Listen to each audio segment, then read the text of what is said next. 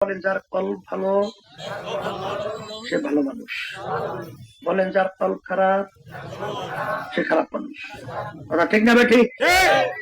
একটু আগে আবু জাহাল ছিল না, ওমর ফারুক রাদিয়াল্লাহু তাআলা আনহু নিকৃষ্ট মানুষের ভিতরে একজন, কথা কয় না?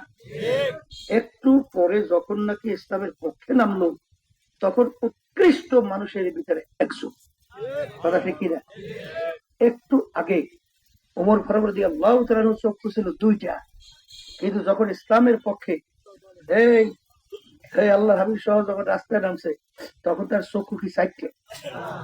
হ্যাঁ, একটু আগে তার হাত ছিল দুইটা, একটু পরে যখন আল্লাহ হাবিব সহ ইসলামের পক্ষে নামছে তখন হাত কি চারটে না দুইটাই? অঙ্গ প্রত্যঙ্গ পার্থক্য কোন জায়গায় হয়েছে? আসতে পারে কি কোনো পার্থক্য হয়েছে?